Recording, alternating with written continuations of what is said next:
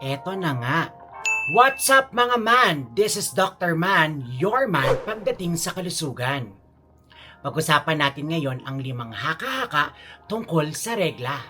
Haka-haka number 1. Kailangan daw tumalo ng 3 baitang sa hagdan. 3 levels, 3 araw na regla. Aba naman, tinalo pa ang New Year sa pagtalon na, paano naman yung nagpapagawa ng bahay? Oro plata mata ba yan? Well, pinapagawa daw to sa mga unang beses nagregla para daw mas maging maikli ang kanilang araw ng pagregla. Haka-haka number 1. But wait! Sandali lang! Human fact muna tayo. Normal lang sa isang babae ang magkaroon ng 3 o hanggang 5 araw na regla. Walang talon ang pwedeng magpahaba o magpaikli nito. Tandaan, haka-haka number 2. Skincare na regla, totoo ba? Kailangan daw ipunas ang unang tagos ng regla sa muka para makaiwas sa acne at pimple. Aba, retinol ho, niacinamide left the building, derma left the chat group. Hindi totoo na nakapagtanggal ng acne o pimple ang unang tagos ng regla. Mas mainam kung ikaw ay acne or pimple, magpa-check up sa ating mga family physician. Dahil ang pagpapahid ng regla sa muka ay mas delikado dahil pwede itong magparami pa ng bakterya sa muka na pwede maging sanhi ng acne or pimple.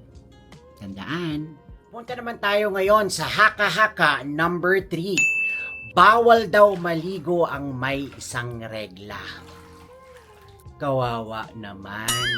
Sinasabi kasi nila na kapag ikaw ay may regla at naligo, maaaring pasukan ng hangin ng iyong puwerta na ikakasira ng iyong isipan o ng iyong bait.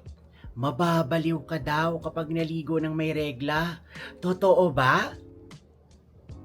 Human fact number 3.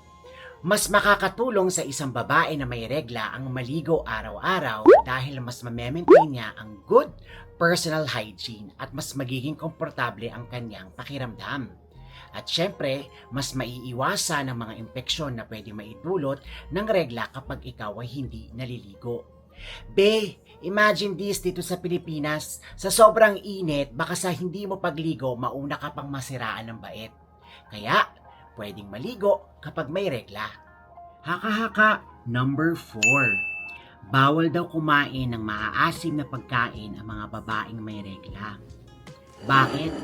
Ang sabi daw nila, titigil daw ang iyong regla kapag kumain ka ng maasim. Ang sabi, paano naman ang aking mangga? Ang aking sausawa na suka? Sayang naman. Human fact number 4. Hindi totoo na nakakatigil ng regla ang pagkain ng maasim. In fact, kapag ikaw ay may regla, mas maganda na ikaw ay kumain ng mga prutas na maasim dahil ito ay high in vitamin C and fiber na pwede pang makatulong sa iyong nutrisyon. Kaya kung ikaw ay may tanong, mas maaaring dalawin ang inyong mga family physician para mabigyan kayo ng tamang gabay tungkol sa kalusugan. Haka-haka number 5. Bawal daw lumabas ang may regla. Magkakasakit daw. Sasakit daw ang puson. Hashtag quarantine yarn.